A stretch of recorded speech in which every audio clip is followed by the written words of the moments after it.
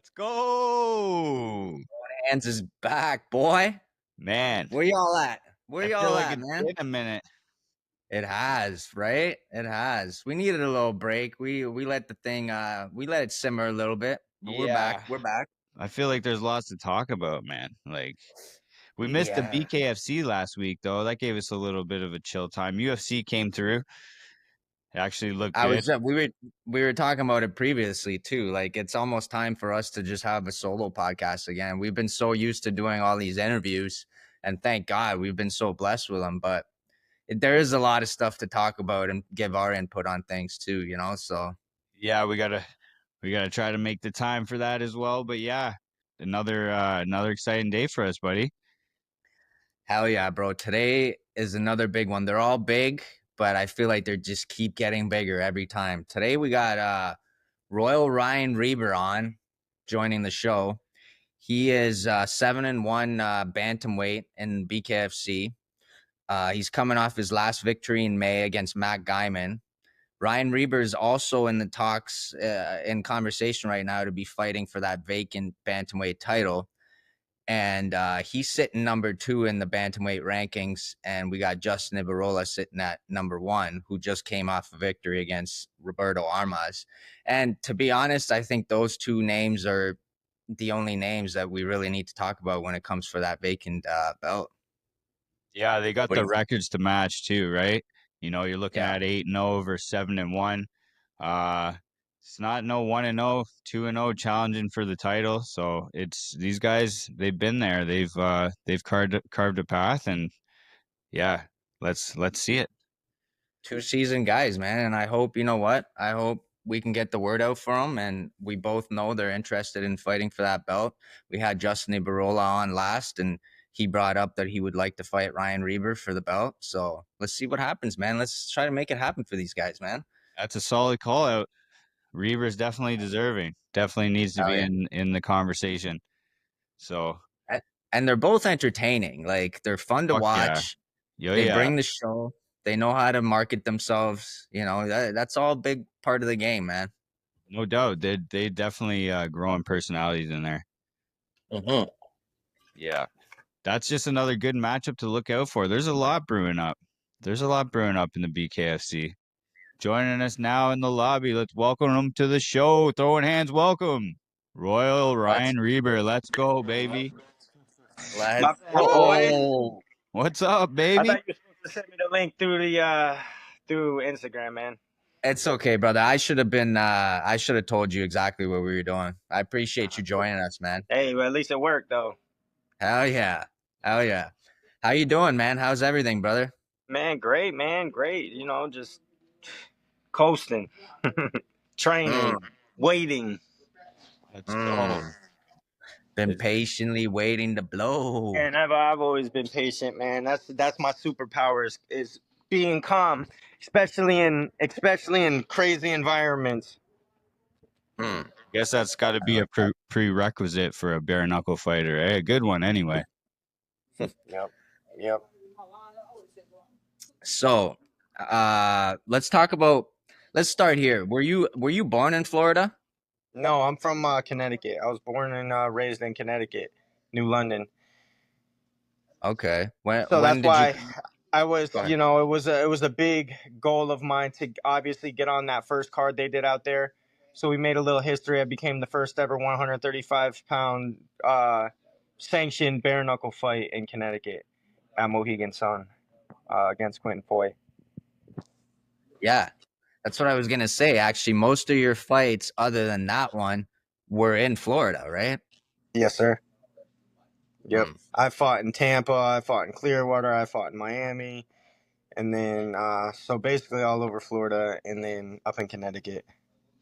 And I've also fought in Wisconsin, but we won't talk about that. That wasn't bare knuckle. So, Yeah. That was when did you gateway. make the move to Florida then?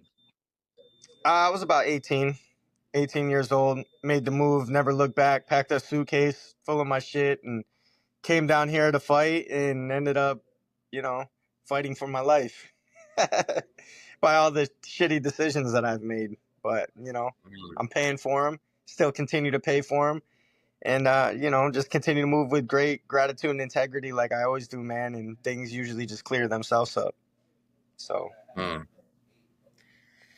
So what made you move out to Florida? Well, my dad was down here, and I was like, get the hell away from Connecticut. There was nothing there for me anymore, man. And I wanted to come down here, start training. And, my dad was kind of like, he didn't really see the vision that I did. He was like, it's kind of hard to make it in that game. Maybe you should try to do something else. And, so I always stayed grinding, always stayed training and stuff. But, I got into cutting hair, man. And at first I was kind of like, it's not really what I want to do either. But, I realized how much of a not only barter system it was, but it's just a hustle, bro. You know what I mean? So I grew addicted to it, man. And I've always been a hustler and not just selling drugs. You know what I mean? Whatever, I could do to make ends meet with that wasn't illegal, or wasn't going to put me in federal prison for fucking 10 years. So, Hmm. I kind of just live like a gypsy, man. I wake up every day and, see what's on there, see what's on the list. And obviously training, going to make money, and then probably more training, and then the mental, Hmm. hit some meditation or whatever. Yeah, I seen that actually. I mentioned you mentioned that you were a barber in another interview that I watched, and so you have your own barber shop. Yes, sir. That's where we're at right now. What's the name of your barber shop?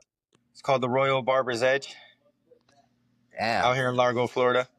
that's how you get those crisp lineups and Yeah, the that is beard. Yeah, crispy, man, bro. I do that shit myself. When I jumped into the game, I was like, because I've done it before, and I was like, I want to do something a little bit different. But then I like kick myself in the ass about it because I'm like, now I feel obligated, like I gotta do that shit every time, bro. And like, if I don't do it, I just feel like, it's like I'm not really superstitious, bro, but I mean, because I got beat with the lines in my face anyway, you know what I mean? Like, so it just felt like it's, the image, I guess, you know what I mean? Just something I felt like I was gonna roll with because a lot of people, a lot of guys would talk shit about it. Some people would, say it was cool. Some people would say it was ridiculous. Some people, whatever. But guess what? They talking about it.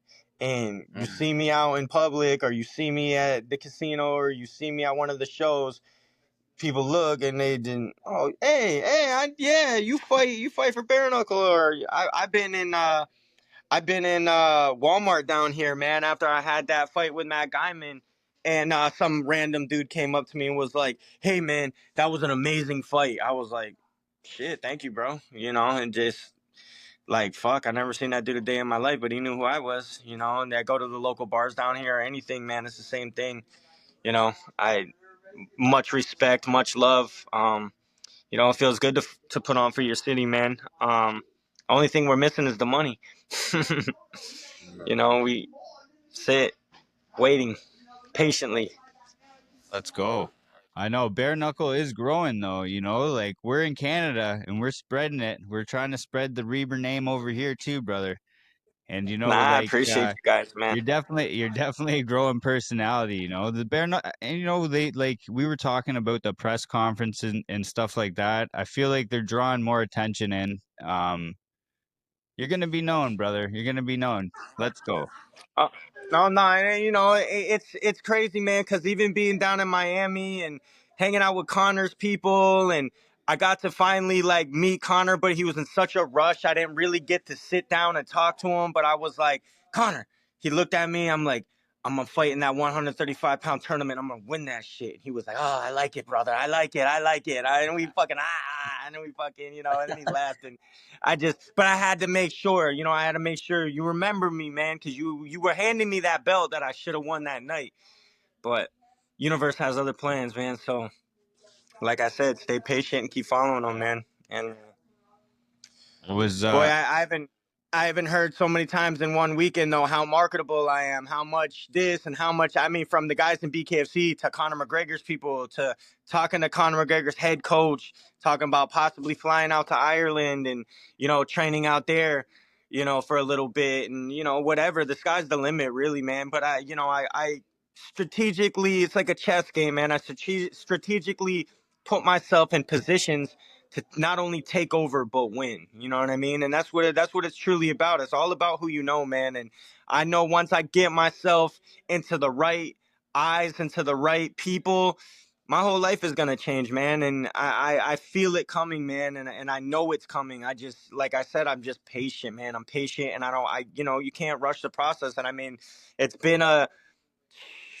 25-year process, man. I've been doing this since Justin's probably been in his fucking diapers, you know? So, it's been a long time coming, man. It's been a really long time coming, man. And it's finally starting to pay off. And that's what I tell everybody, man. Just stay patient, stay grinding, keep working, man, because it will pay off. Right when you think it's not going to pay off is when it pays off, though. Right when you opt out, or right when you leave, or right. And then you got to sit with it for the rest of your life. Like, damn, should have took that risk, and that's what brings me to, the Belias fight. I took that risk. And I mean, personally, I shouldn't have took the risk, but I had to take the risk, because look at the situation now. I mean, if you think about it, I would be 8-0, just like Justin would be. You know what I mean? Just we're the top guys in the division. That's why I keep bringing his name up, So, and nothing but respect and love for the kid, man. He's the future, but I'm the now. And we fight. That's what I want, man. I want to make that fight happen. I don't think there should be a tournament because it doesn't make sense right now. I mean, of course, you got the UFC guys coming in there, but I mean, what would honestly make sense about that? You're looking at two guys right now that sit with the same records. Both have 8 fights, not the same records. I'm sorry, he's 8-0, I'm 7-1, but the same amount of fights. You know what I mean? And then you look at the rest of the division. It's kind of choppy. You got one guy who's 1-2 or 1-1, and then you got Keith, who's I think whatever his record is, I know he got 2 losses now. And then you got the UFC guy that's number 1 or number 5 right now, and I think he's only had 1 fight in the division. So it's like, let those guys tune up, let those guys build a little bit more, and then we'll talk about a tournament or, something like that. But right now, I think 100% it needs to be me and Justin for that strap. And I think December's a very lovely date for it. If I could put it out there and predict it, and that gives him enough time to have his daughter, rest a little bit, get nice and fat for me, and then have to fucking suffer and cut and all that weight, because I stay disciplined. I walk around about 150, no bigger than 55, and when I get too big, I start to watch what I eat and cut it down, because it ain't a fucking free for all. You know what I mean? It ain't. Hey, come out and eat whatever the fuck you want, do whatever you want, hang however you want, smoke how much you want, drink how much you want, and think you're gonna, because these are things that I fucked around and I found out in that Belias camp. I wasn't as tuned in as I should been. I wasn't as grounded as I needed to be, and I knew that, and I knew I was playing with fire, man. But you know, that wasn't me in there, man. And he didn't beat me that night. I beat myself, and that's the difference. You guys didn't see me go out there and empty it all out in the ring and then lose. I went out there with my mind totally fucked and got in my own head, and that's the results. Those lights, they never lie. So we can say whatever we want, in front of the podcast or in front of anybody else, but if you're not moving with real, true intentions behind closed doors, you ain't winning. And that's just the facts, man. And I've seen it over and over and over and over again in life, especially owning a barbershop, seeing people come and go, seeing the same people come and go, watching, what they do for a living, how they do it, what positions they're in. And energy is very contagious. You show me your friends, and I promise you, I'll show you your future. You know what I mean? And I've just chosen to hang around nothing but elite killers for a very long time. And, it's really starting to rub off on me, man. And, my time is, like I said, my time is now and is coming. My bad, guys. I had a phone call come in. There you go. Um, Yeah, a lot of stuff to cover there, bro. You said a lot there.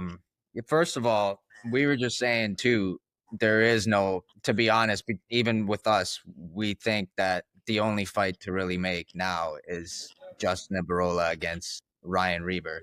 You guys are both very marketable. in and outside of the ring. Oh, 100%. We are the 135-pound division right now, as far as I'm concerned. And people can say whatever the fuck. I get hate all the time. You know what I mean? I don't know if it's from his people or but I deal with it, man. It's not a big deal to me because I don't need y'all to know who I am.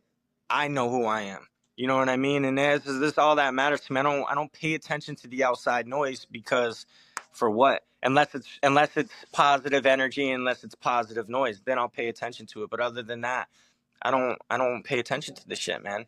I really don't.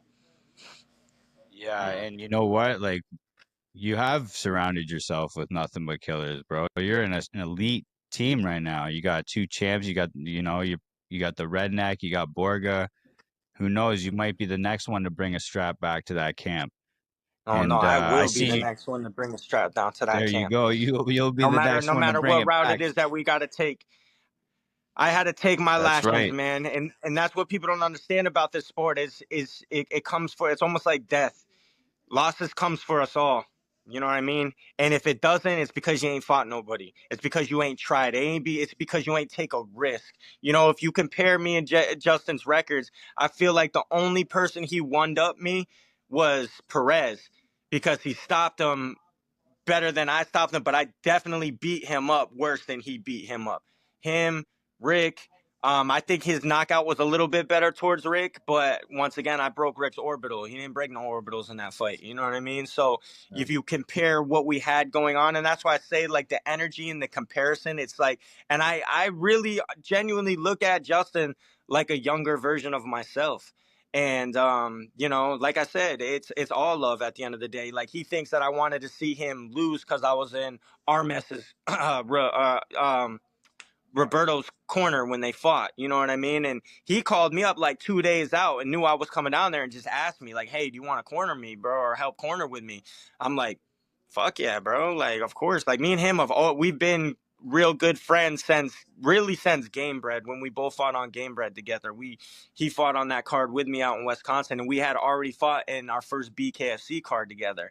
So I really like the kid, you know what I mean? So when he asked me to be a part of that, I was like, yeah, bro, absolutely, man. I just, it's not even to bring him in any strategy or how we're going to beat Justin. I didn't even talk to him really about that. It was just more or less the energy, you know what I mean? When Justin turned around and was like, what the fuck's Reber doing in this corner? I'm sure that, gets into your head.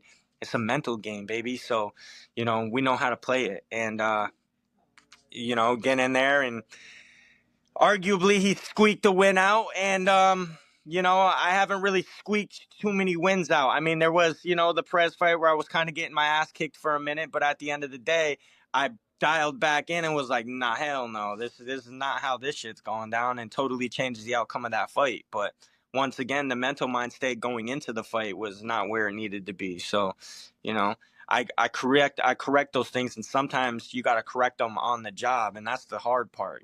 So those are things. A 2 minute So was that round.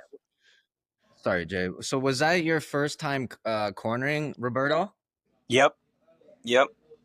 Yeah. And I mean, he asked, like I said, and I just, to me, man, it's, things are real universal, man. Everything happens the way that it's supposed to happen for a reason, man. So, I just kind of flow with it, man. I kind of flow with it and put myself into these situations to maybe get noticed, to maybe, help the next man out, to, put me in a better position. There's a reason why he had called me and wanted me in the corner that night. What the reason is, maybe I'll never know. But, I was there, and, I seen what I needed to see. You know what I mean? And I really, truthfully, don't feel like Justin's going to change that in his next fight, which should be us. I feel like it will be a tough fight. I feel like he's coming to fight. But like I said, he's the future, and I'm the now. And it's my time now. Do And you think the judges got it correct that night between him and Roberto? Uh, yes and no. I mean, it's arguable. Definitely arguable. I mean, it was definitely very fucking close. I think Armes could have done a little bit more to solidify it that he didn't. I told that to him. I said, I mean, so I could see it, man. I mean, shit. Look at the judges in Clearwater gave me and Matt Guyman a fucking tie round. I was like, what? And then the other two had it correct, but I was like, damn. So you leaving shit to the judges, man, and you going against the hometown kid. Basically, you're playing with fire. You know what I mean? So that's all I could really say about that, man. You know, I don't take nothing away from either one of them. I know Justin's got a lot of shit going on mentally. I'm sure there's a lot of pressure that goes along with this. And I understand all that. And like I said, you know, it's by no means is it, you know, do I dislike the kid? You know what I mean? But unfortunately, you're in front of me right now, man. And if we fight for that strap, we're gonna see who wants it more. And that's all I really gotta say. Yeah, definitely a close fight. It was a tough fight to call, I think, too, man. Yeah, and we had Roberto on our podcast previously as well, and we love Roberto too, man. Like we said with Justin when he was on our podcast too, these fights just hit a little bit different for us too. Once we get you guys on the podcast, build our connection with you guys, and it's just we don't want to see anybody get hurt after that. You know what I Nah, mean? So hell like, no, man. It's and what we do is brutal, man. It's rough, it's brutal, and somebody is going to get fucking hurt. There's just no way around it. And It's a yeah, beautiful what you're thing, doing really, behind but closed doors is going to be the deciding factor of who's going to be getting hurt the most in that fight. And I mean, sometimes, bro, you walk out of a fight, whether you're the winner or you're not the winner, and it still don't look like you're the damn winner. You know what I mean? In some of these bare knuckle fights. So, yeah, you know, it's a tough game, man, that we play. It really is. for But you sure. know, I definitely feel like we've earned that spot, you know, and things are, you know, they molded out the way that they should. You got what's his name went to BYB and up you know, lost. opens it up for us. I don't think that there should be a tournament. And I honestly feel like because Dave never mentioned anything about it that Saturday after the fights, I think he is reevaluating what he said and is probably gonna just announce me and Justin for the belt. I haven't got any inside information. I haven't talked to my manager. I haven't got any sort of insight. I just with these fights, I just feel like that's the way it's gonna turn around. Like you can almost feel like, and I've been pretty right a lot of the times when it comes to most of this shit, man. You know, so like once again, like I continue to say, man, I'm just gonna play the waiting game. You know, it ain't gonna hurt me to wait another couple weeks, maybe even a month. But like I said, in the process, in the time, the smart thing to do is stay ready, and that's what I'm doing. So, you know, 100%. Let's go, it is what it is. December. Let's see it. I'll That's fly what out. we're looking at, man. Let's go. That's what we're hoping for. Because I just know I've just heard through the grapevine that there's going to be a car in December. I hear people talking about it, and like I said, I just think the turnaround for September might be a little too quick for him. But I'm game for September too. Shit, you want to just get it over with in September? Let's do it in September. But Mm. you know, I'm game for whatever. I'm game for whatever route they want to take. But all I know is one thing: I'm coming for that fucking title, and I will be a world champion. I love the confidence, Yeah, bro. fuck yeah. It's inspiring. Well, one thing too that you definitely have a little bit of an advantage on that I'm seeing too is you fought for the title already. You had that chance, right? And I'm sure every fight comes with a whole lot of pressure. But I Oh. imagine fighting for that belt is added pressure that Justin's never felt. No, man, and that's why I said previously earlier, it's almost like death. It's coming for us all. That loss is coming for him. You know what I'm saying? One way or another, whether it's a cut, whether it's, you know, him just getting fucking his ass beat, whether it's him just getting outpointed, it's coming, bro, because I'm sorry, nobody's good enough to stop it. And not in this game. It's not I mean, who's undefeated right now? I mean, even Mundell's not undefeated at fucking has 10 fights. You know what I mean? Now, arguably, he should be because I don't feel like he lost against Hector Lombard. But, you know, like I just said, it comes for us all. You know what I mean? It came for me when I didn't think it could happen. And then look how it happened. It happened in such a fucking tragedy that people are like, oh, yeah, no, he's done. He ain't come. No, after that performance, you should hang it up. I've had people in the comments and like, bro, fuck you. Don't tell me, you know what I mean? Don't tell me what I need to be doing. Watch what happens next. You know what I mean? Watch how I rebound from this. So what did we do? You know, Matt Guyman was in my DMs. Matt Guyman was calling me out. It wasn't even a fight that I really even cared about. And honestly, I thought it was going to be a little bit easier of a fight, even though he was undefeated. But fuck, that boy came to fight. And that was a tough ass fight, man. And I got a couple of nice lacerations and got hit very hard. But it was what I needed because it proved not only can I really, and I mean, I proved I could take a plunge with Blias, but I really proved I could take a plunge with Guyman, you know what I mean, and not go down. So I needed that, you know what I mean, and I needed to test my toughness. I needed to test my grit. I just everything. I needed that. I needed that fight back, and not only was it I sold 20,000 in tickets in my backyard, but it was absolutely electrifying. You know what I mean? Like, what better way to come back than to have a fucking fight of the night with an absolute savage and put me right back into contention? You know what I mean? Is how I feel about it, because those are guys that, you know, these other guys aren't quick to fight. You know what I mean? Like, I'm sure these names have came across a list and they're like, nah, I'm not fighting him right now, or nah. And the toughest thing in this shit is to fight those guys that are 1-1 or 2-0 or, you know, 3-1, or, you know, the guys that are underneath you, because they know what's at stake. They know what they're coming for. You know what I mean? Like, this was every. Busy man. I'm sorry, man. Yeah, you getting blown up. I was trying to let me see if I can put my do not disturb on and all these people. I didn't want to lose you guys though. Yeah, All there right, we you go. busy. We know. People Yeah, we trying to get get it. that Okay. cut too, man. Popular guy. No. I'm gonna if I come out in December, bro, I'm gonna need a lineup. Yeah. Sure. At least we know where to go too in Florida for a haircut, bro. Hell yeah. Sheesh.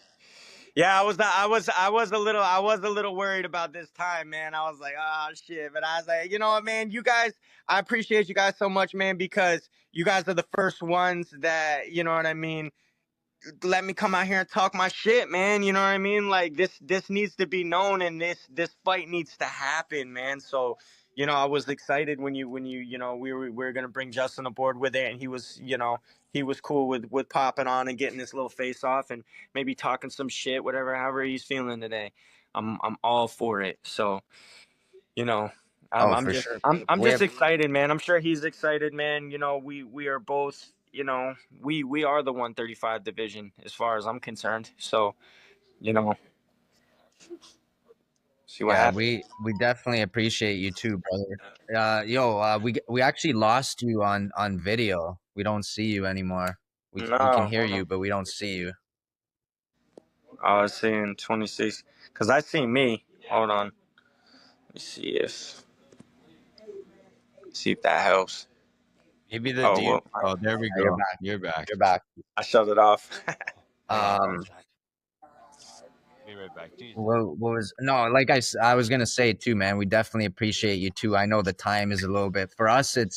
It's hard too, bro. We have regular jobs as well, and we're kind of just doing this as a hobby. So 3 o'clock's kind of been like the golden hour for us. Come home from work, get her done. So Oh we really yeah. appreciate I you, bro. mean, This you means know, with me owning the barbershop, I just push people out. Like, I just got back from the gym, and I get done with that at 2, and then I come here and I'll usually schedule them in, but I push them till like 4:30. That's what's much beautiful about respect, what I brother. do. Much respect. I Oh appreciate yeah, you. no, no. You know what? Now that you say it too, that you weren't yourself in that Blas fight. It's like shit, bro. That's the only time I got to see you live. I actually Damn, seen your bro. mom in Well, the I Hard mean, Rock. imagine, bro. I She had my came and she fucking had the son there Reber for shirt. And his I'm like, first. where did you get that? Yeah, man. I I'm like, where mean, did you get that shirt? I need to get one of those. And she's like, oh, he's my son. Like, shit, I you met guess I my can't buy mom. That's one. cool. So Yeah, yeah. bro. And that was the only time I ever been to a BKFC. That was before we even started this podcast thing, anything. And I was like, Yeah, I bro, we got to mean, get into this bare man, knuckle. I'm such a spiritual person too, man. And I mean, when I knew it was on Friday the 13th, man, I already knew I was in for some shit, bro. I was like, I'm gonna try to flip it and wear the mask, and I got the Jason tattoo on my Yeah. arm. You can barely see it. There she is, you know. So I'm like, Oh, yeah. it's this is good. This is good. This is good. This is good. But like I said, man, there was there was choices that I made during the month that weren't champion choices. You know what I mean? And that's what it's all about, man. The devil will lure you into doing lustful shit that you're not supposed to be doing and times that you're not supposed to be doing it, man. And I fell victim to it, man. I just, I did anything and everything I could wrong that camp to make sure that outcome was exactly what that outcome could be. And I tried to change it mentally. I didn't want to go into it like that. And I didn't want to, and then the final icing on the cake was when I heard him reweigh back in and he was 155. I was like, bro, I was 141. I was like, bro, I'm about to get fucked up. I was like, damn it. I'm like, damn, man. Damn. And that's all I could think about walking out. I was like, I just couldn't, and I couldn't even transform that energy into, you know what? Fuck it. I don't even give a fuck if he's 200 pounds right now. Fuck it. Let's run this shit, because even Matt Guyman was 160 coming back in because I asked him, I was like, bro, how big were you coming back in? He was like, I was kind of big, bro. I'm like, damn, how big? He's like 160. I was like, fuck, bro. And then I'm like, you fuckers, bro, don't make me start putting weight clauses out on your ass. But at the end of the day, too, like even with Justin, like, bro, I don't care if you come back in at 155, 160. You gotta land that shot. You know what I'm saying? And like we got very similar styles. You know what I mean? We both counter fighters. We both like to fucking get on our bike and cruise a little bit. But what makes us different is like you guys had mentioned before, the experience to go through it. Like he's really like if you look at his ops, those were all a lot of the same opposition that I had. And the mindset was probably very the same. Like, bro, how the fuck is this guy gonna beat me? How is this guy gonna beat me? Now, when you look at a guy like Blias, I can't lie to myself. Like, how is he gonna beat me? Well, he's fucking explosive. He's fast, and he punches like a fucking middleweight. You know what I mean? That's how he was going to beat me. And then, I'm going to lie to myself like, nah, like, nah, I can handle that. Well, now I know I can handle that. So please, I wish I could have got put back in that situation to fight with Blias again because that's the fight that I really fucking wanted. I really wanted that get back, bro. I really wanted to prove to myself that I could beat him because I know I could beat him. I've watched him box against fucking Timmy Mason. I don't know if you guys ever seen that, but they hid that shit from everybody. This kid beat the brakes off of him to the point where he shot in a double leg and dumped him on his head and got disqualified. And it was a boxing match. And Timmy went back on later to fight Brandon Allen and, gave Brandon Allen some tough work. And Brandon Allen's a tough ass dude. You know what I mean? He was supposed to walk through Timmy. And that was, I want to say Montana card or something, maybe. I think it was Montana. Not too sure. A while ago, last year. But like I said, I pay very, very, very, very close attention, man, to everything and everybody. You know what I mean? And I watch how you move. I watch how you live. I watch the things you say. And, even with Justin, man, he rebuttals himself a lot. He seems to talk a lot of shit that he may not really stand on or really can back up. So, you got to be careful with that type of shit, man. You know what I mean? Confidence is one thing, but cockiness is totally another thing. So, I mean, you walking around like you already the champ. You're changing your fucking Instagram message, status that you already the champ. That's cool, bro. But when that shit don't happen, you gonna hurt. You gonna hurt very fucking bad. And how you gonna come back for that is gonna be the real. That's gonna be the real test. Is how you come back from that if it happens to him.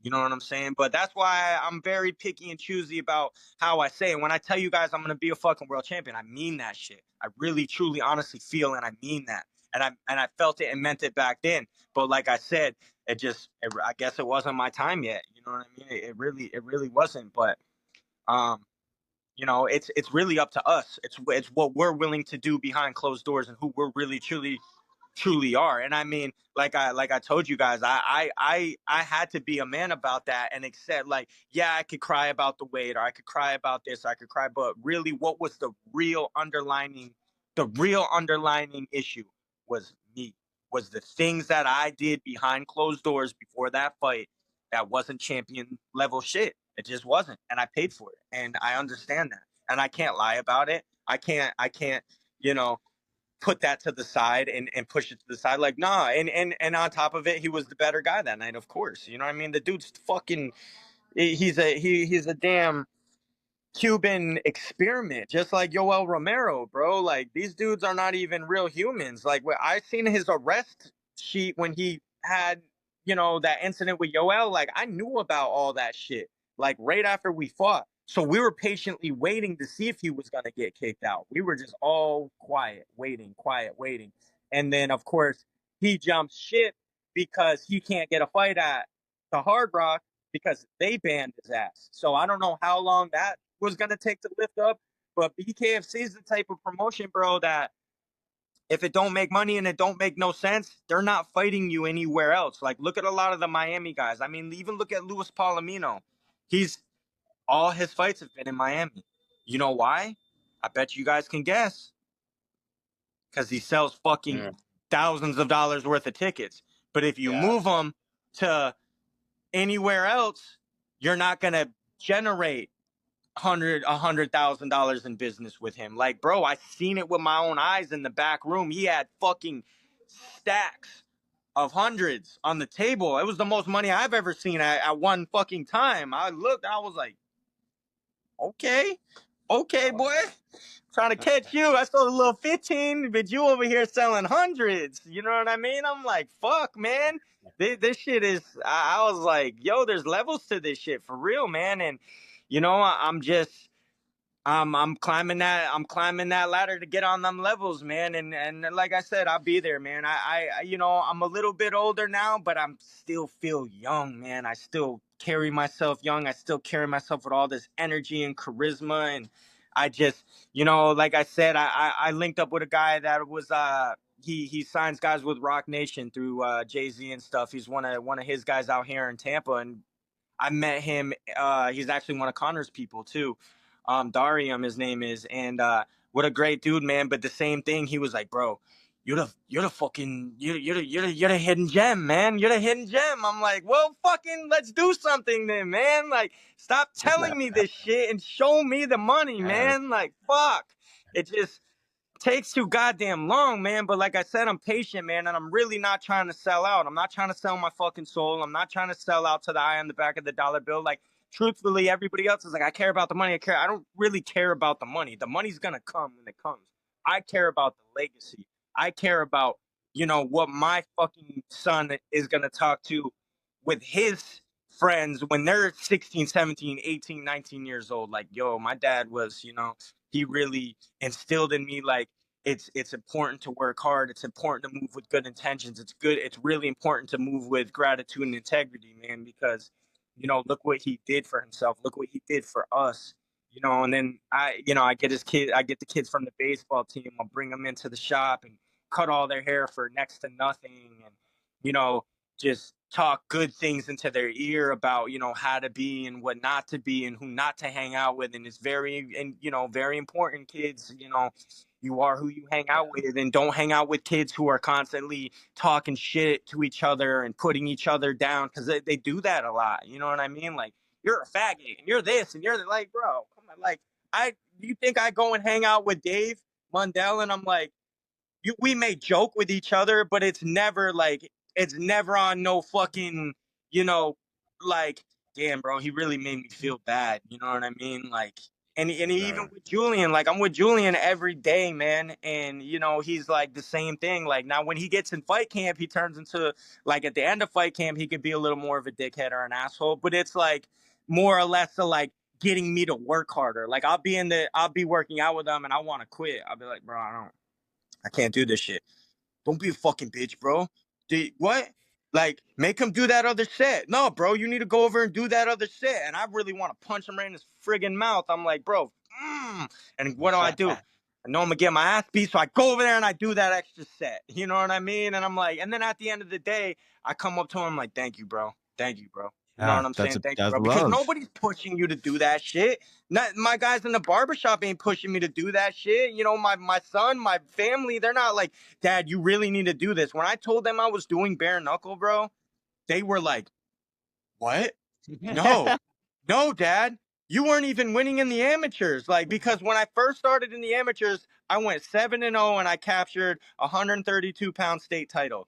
And then I took like a 3-year break from like 24 to 27.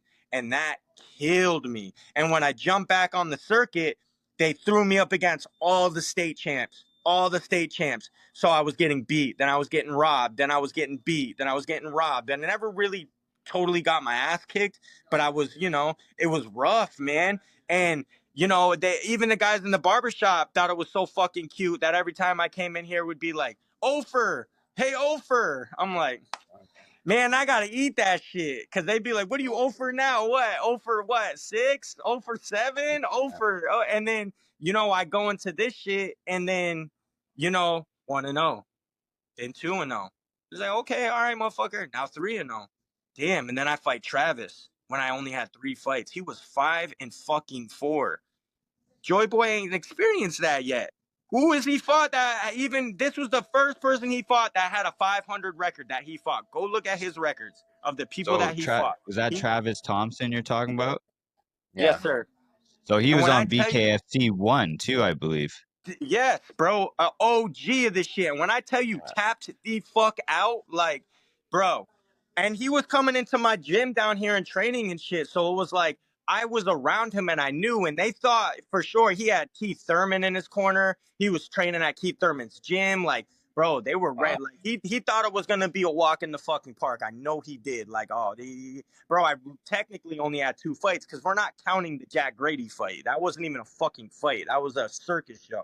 You know what I mean? I didn't even get to put my hands on that boy like I wanted to. So now I'm coming into the Travis fight with 2 fights, basically. One that was stupid. I don't even really want to count it as a win, but whatever. And you go into that Travis fight, like, fuck, man. Like, I'm really, like, when I seen him bouncing across the ring for me, just fucking ready, bro. I'm like, damn, it's gonna be a fight. It's gonna be a fight. And, emptied my cup, went out there and flowed like water and did my thing, man. And then it went 6 rounds. And when I heard them say that, from the outside, I was like, because I could hear them go to the judges and say, it's gonna go 6. It's gonna go 6. I was like, what? What? I'm like, and you could see my whole demeanor change. I went from I thought I won to how the fuck am I gonna go an extra round? Like I couldn't even close my hand was like this. I was like, oh my God, bro. Like, and you could tell he didn't want it no more either. Like, fuck, bro, I can't go another round type shit. I was like, oh, here it goes. Do I want to win this fucking fight or do I not?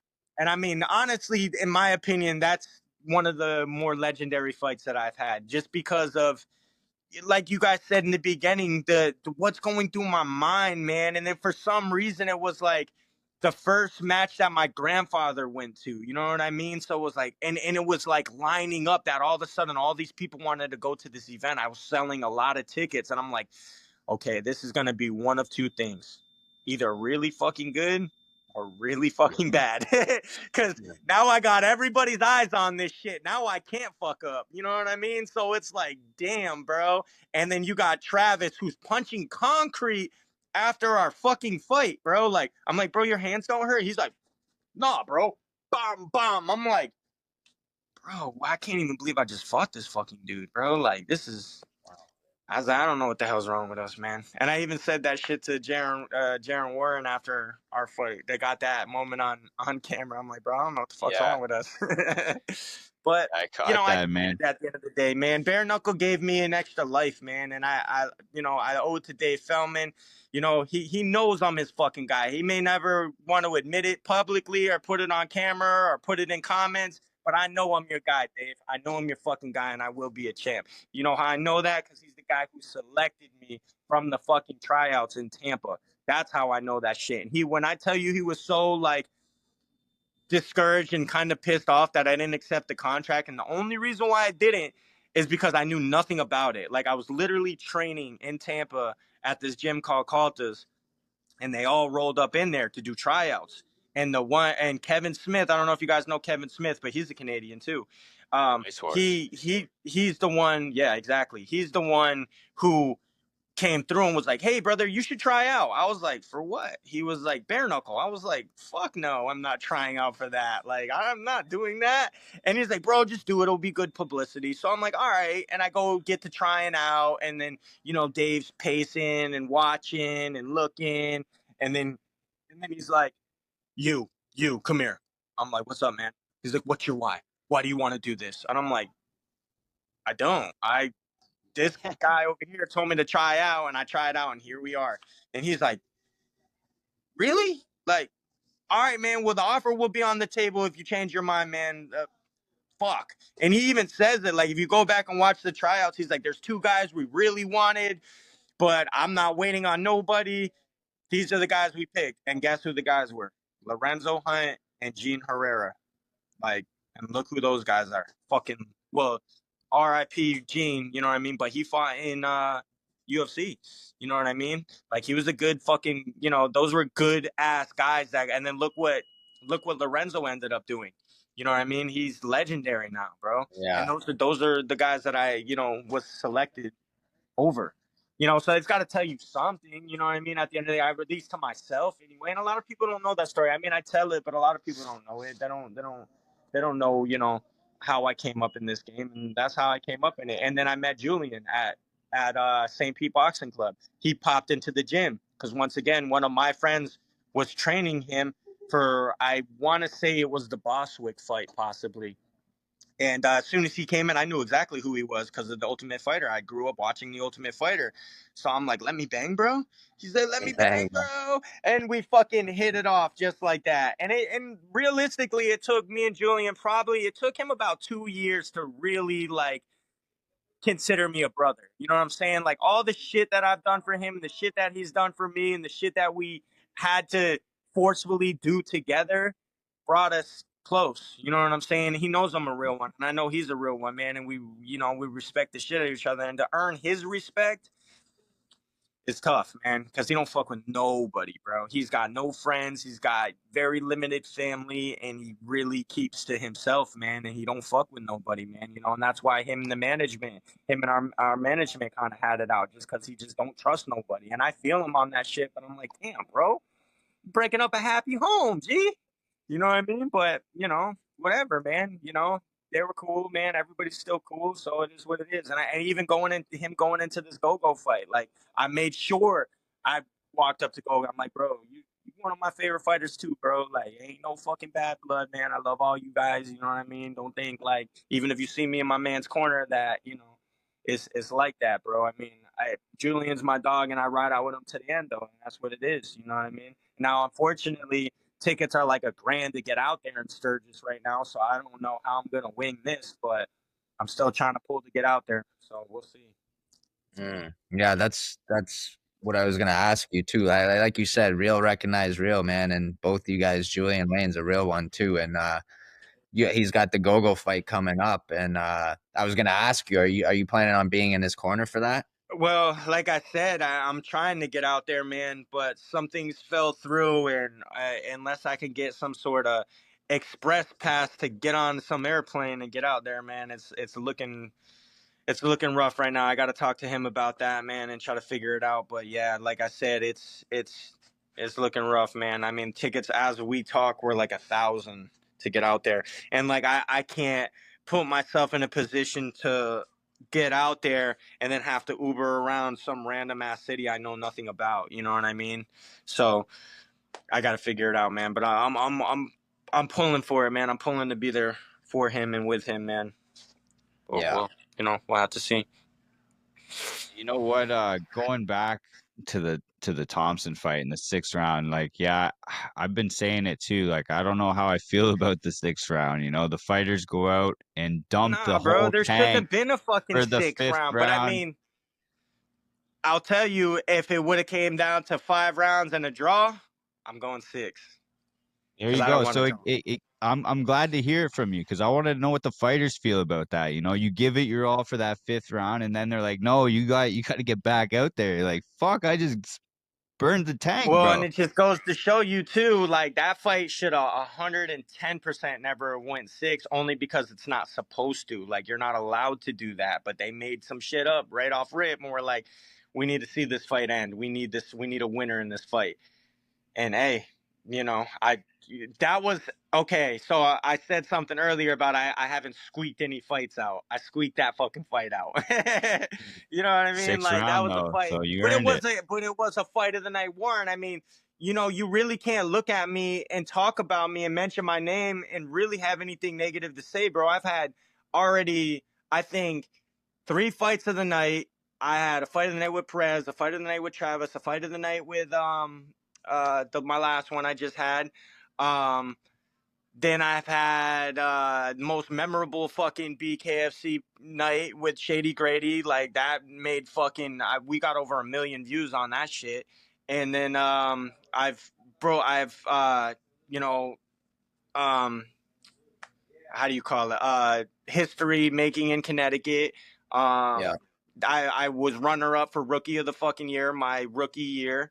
And you're talking about rookie of the year going against Go-Go, going against uh the one girl, damn, I forget her name. But she ended up winning it. Obviously because she's a fan favorite, and I don't think she's really fought since. So it's like I was a fucking waste, but whatever. Should have been me or Go-Go in my opinion. But just to even be in the talks of that, you know what I mean? At that time, it was just, to even have 3 bare knuckle fights in a year without getting seriously injured or hurt is even more impressive in my opinion. And that's why too I don't really like the whole tournament talk, because if we could handle it all in one night or in a one weekend, that'd be one thing. But I mean, you're talking about going in, fighting somebody, and then what happens if something bad happens and then you're sidelined for fucking 6 months healing up? What is that? And then they can't wait. Like, no, we need to make this fight happen ASAP. So type shit. And I'm the winner and I'm waiting on it. Like, I don't like it, man. I don't like it. So I think they need to reevaluate that whole situation, and if you want it, what they should do is let me and Justin fight for the title, figure out who the winner is going to be, which is going to be me. And then after that, then have them do a tournament to see who I'm fighting next type shit. I like that. I like the sounds of that. Then I like, you know, me fighting, the Russian dude or fighting Keith or fighting, somebody that's ranked, because at the end of the day, they're all below me. Why is it fair for me to give the guy who's fucking got one fight in the division just because he's in the UFC, and I had to fucking, go through 8 of them. You know what I mean? I Yeah. had to go through 8 fucking fights, and the grueling fights. Name one fucking fight of mine that wasn't, fuck Ryan, you scared me for a minute. Like, a lot of them, you know what I mean? Like, I've had a couple of fights that, the first round of the Matt Guyman fight, motherfuckers were like, damn, bro, it's a little nervous, sorry, guys, but I know who I am and I know what the outcome's usually going to be, man, especially if I'm up here and totally, it's easy work for me.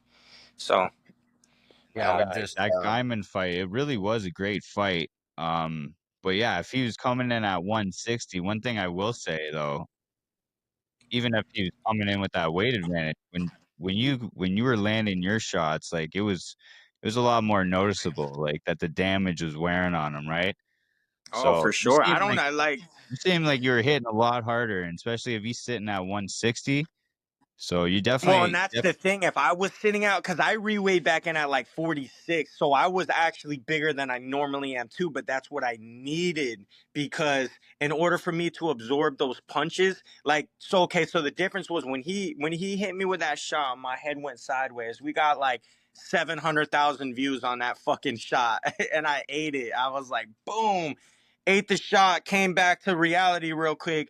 When Blythe hit me with that shot, he punched through, hit me with the same shot, but the difference was I feel like I was so much lighter that I didn't have enough water in my brain. So it shuts off way quicker. Like my legs literally shut off, my legs buckled, and I hit the ground. I was like, oh shit. Towards when Matt hit me, it was just like a bow. Whoop. okay, like my legs didn't buckle, my legs didn't totally shut off. So I was like, and I feel like that's because I was more hydrated coming into that fight. And it's a very important thing. And me bouncing and playing around with the weights and understanding the weights now, I understand what I need to walk around at and what I need to come back in at to be my best. You know what I mean? And a lot of people think, oh, well, I'm going to walk around heavy as fuck, cut as much weight as I can to get down to this little weight and try to weight bully these motherfuckers. Well, yes and no, man. Like, it works, it helps, but then it doesn't help because if it ends up going these later rounds, you are going to gas. I don't care how much you work out, what your worth ethic is, how much you run. I mean, it is what it is, you know. So in the fight, and when you're fighting, it's even more different because you have the nerves, you have the anxiety, you have all this shit going down. And like I said, I was in there with a legit killer, bro. Dude got a fucking attempted murder charge, and then he had his fucking scraggly fingers around my neck at weigh-ins. You know what I mean? Like, I'm just like, to face a guy like that who's been doing this his whole fucking life and is athletic. I've never even really quite seen somebody as athletic as him. I was watching him on my story the other day doing backflip after backflip after backflip, flexing after each one. Backflip, flex, backflip, flex. I'm like, bro, what the fuck even is this guy? But like I said, when I seen his arrest paper, bro, he was 182 pounds when he got arrested, bro. Oh, fuck. I've Yeah. never seen 182 pounds. You know what I'm saying? That goes to tell you. And then he was late as fuck to the fights. There was some shady shit going on, man. And it ain't fucking hard to pass a drug piss test. Let me just tell you that. You know what I'm saying? So, but once again, I don't give a fuck, man. I just have to be prepared for that. You see what I'm saying? Like, there's levels to this shit. And I think Ryan Gordon, the jiu-jitsu guy, said it the best, Yeah. man. He said, you might as well let these motherfuckers do what they want because at the highest level, they're doing it anyway. You know what I'm saying? Like, at this highest level, they're finding ways to cut corners and they're finding ways to stay on shit. But guess what? That shit don't help your jaw. So, as long as I'm in good shape and as long as my mental is clear and ready to go, you could take whatever kind of fucking PED you want, my friend. Because it ain't gonna help you. You know what I Yeah, mean? what the fuck are they feeding those guys in Cuba? So how For often real. do they do the drug tests in I mean, they BKF? drug tested us right before the fight. I pissed in a cup, and I'm sure he had to too. But like I said, bro, it ain't USADA. It ain't blood testing. It ain't fucking, you know Okay. what I mean? Like, that shit's very easy to manipulate and fuck with if you got the right people around you. So, in my opinion, as a fighter, if I knew for a fact I was going to weigh in at 135 and then come in the next day at almost 60, I know for a fucking fact I got an advantage over you. I already know. And that's why he kept saying, I'm different, bro. I'm different. I'm different. I said, you ain't fucking different, bro. Shut your mouth. No, I'm different, bro. The motherfucker was different for real. I give it to him, man. Like, kid's something special for sure, man. He in the BKFC shit, or in the bare knuckle shit, I should say, because he ain't with us no more. But yeah, so, but I've always said too, to lose, I'd rather lose to a guy like that than a guy like fucking Shady, or a guy like, who else? Even Quentin Foy. And it's not to take anything away from him, but at that time he was 1-1. You know what I'm saying? Like, Yeah. fuck, if I lose to a guy who's 1-1 and I was 6-0 at the time, like, not a good look, bro. You know what I mean? Hey, man, you lost to the champ. What can they say? Like, fuck, you Nah. made it to the And, top. and like I was joking around with you guys, like I look at it like it never even happened. No, it happened, and you can't erase that. But at the end of the day, like, it still gives me a rejuvenated feeling of life because I know what happened in that fight. I know what happened behind closed doors. I know what I was doing. I know why I lost. I know why I performed like that. So I'm not gonna sit here and fucking lie to myself, lie to you guys, like, bro, I didn't do what I was supposed to be doing behind closed doors, and guess what? It showed up underneath those lights. So in order to be successful in this sport, to be successful in anything, you must have those T's crossed and those I's dotted, especially in this type shit. Because if you move around stupidly, it's gonna show up under those fucking lights every fucking time. It doesn't matter. Every fucking time. So, this is the only game that can do that to you. The one and only game. You could talk it up. You could say what you want. I could show you all this cool movements and fancy head work and fancy footwork and fancy bag work and all this explosive workout shit. But still, if this isn't right, I'm not winning. You're not winning. You know what I mean? And that's just the bottom fucking line. And I've lived it. I've seen it. I've felt it. I know it now. You know what I mean? So it's like, you want this? You want something? How fucking bad do you really, really want it? And that's what it boils down to, man. Facts.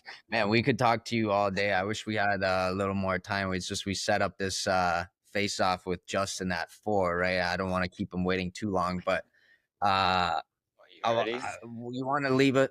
He hasn't replied yet. I told him we're running a little bit late, but let's shout out your sponsors and stuff. Like give a Yeah, last well, word. man, I got my man right here, full blast. Chris always takes care of me. All in management, Vic, Sam, you guys have always been saviors to me, man. I got my man Jeff Meeks with the Real Man Project. He's always taking care of me. Of course, my gym in Clearwater, Coach Matt. He's always doing me right. My man Coach Bo, my man Strength and Conditioning at Chisel, Nick. He works with Dave. He works with Julian. He works with Jessica. And what do all those people have in common? They knocking people out. You know what I'm saying? Remember, you are who you hang out with. So, you know, other than that, everybody else who really truly gives a fuck and supports me, I appreciate all you guys, every single one of you, man. Nothing ever goes unnoticed. Any messages, I don't care if I got 200 of them. Eventually, I will get back to you. I got fans out in Europe. All over the place, man, that inbox me and just, show me nothing but love, man. And it doesn't give me, I don't operate on ego. I'm not egotistical. And that's another reason why I've been able to stay at the level that I'm at.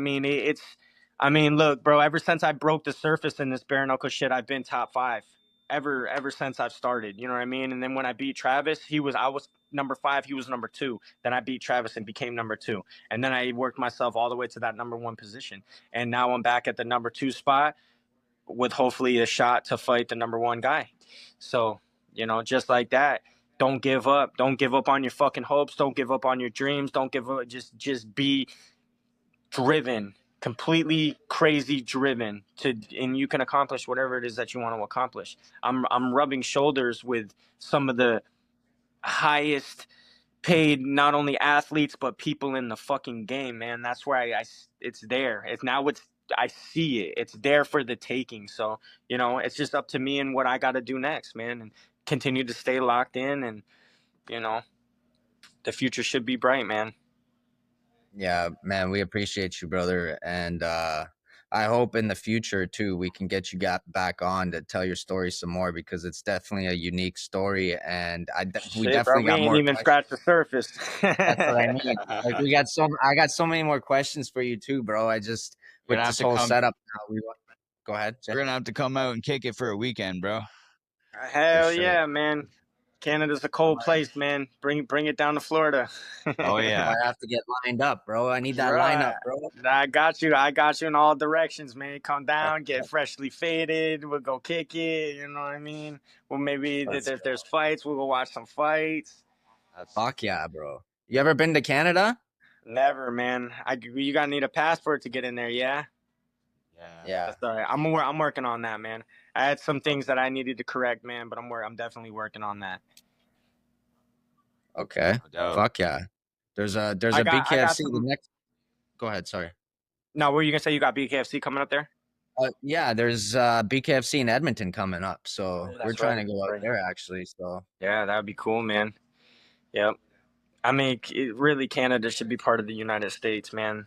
This fucking Let's go. bullshit, bro. And it's not, like, I'm not a politician supporter, man. I don't even really fuck with Trump like that because I don't believe any of the bullshit that they spew out. I mean, it's all central casting in my opinion, and we're watching a fucking movie, and it's like it's so crazy to think that they're able to keep this realm running the way that it's being ran, like without people like really like asking questions like what the fuck is really truly going on here, man? Like, and also us as human beings could really change the momentum of what goes on, but we're too fucking lazy, bro. Nobody cares, truly. You know what I mean? They just like, anyway, Yeah. what time's football starting?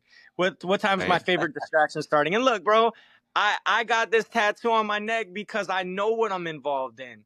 You know, it's the gladiator games that I'm involved in. I'm performing for the Roman circus right now. But guess what? I understand that and I know that, and my energy's different about it. You know, because just like Maximus did, I'm fighting for my freedom as well. Because it's not the money that I want, it's the freedom from the money that I can receive. You know, you guys may never catch me anywhere again if I get this money. I might just go buy me a little fucking island and disappear. You know what I mean? And be totally self-sufficient off the land, off of the water, and I will live a very fucking happy life, bro. You know, and then you catch me on a podcast. Oh, well, out in we're some blessed we on some caught you island. now, bro. We're blessed we caught you now before the big money, bro. Thank you.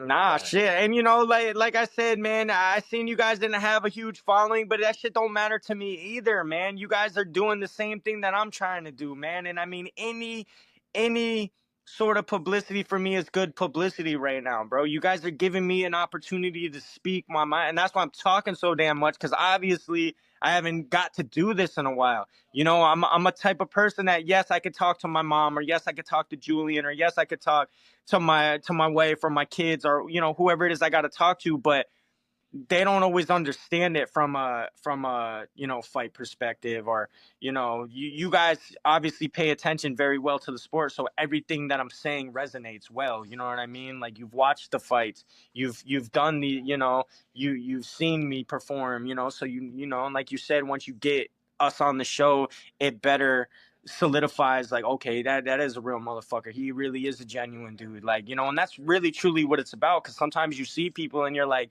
that dude's just an asshole, or he acts like an asshole. But then, like, even Connor, like when I first met Connor, when he had the belt, when I fought Blias, like, I didn't really like his energy, and I didn't really like him like I thought I would. But then when I met him again out in Miami, I was like, that motherfucker's, bro, he's just like me. I'm just like him. Like, we're really, like, our story is very similar. Like, even when I was sitting down talking to his head coach, you know, he was very intrigued by me. I mean, he even got up, talked to somebody else, and then came back and sat down just to talk to me at the cigar lounge. You know what I mean? So I was like, and then he had some other dude in a suit that was following us around all night. I was like, I don't know who you are, man, but you look fucking important. And he's like, man, you got that energy, man. You got that charisma, man. You really, like, and I'm just like, fuck, dude. I'm really sick and tired of hearing this shit. Like, I even had one of the guys at BKFC, one of the main producers, telling me, he's like, bro, that energy you brought out in Clearwater, that was something different, man. That was like, that was some WWE type shit. Like, boy, man, I couldn't believe it. Like, I mean, because they were mind blown with that. That was my show. You know what I'm saying? And I told them that was my show. And I mean, I could have sold probably 20 more K in tickets. I could sell the whole venue out, honestly. You know, put a venue here in Tampa, in Clearwater again, anywhere in a 35-mile radius. I'm selling it out, especially if you headline it with like me and Dave and, you know, a couple other local guys. Easy money for BKFC, It's easy over. money. So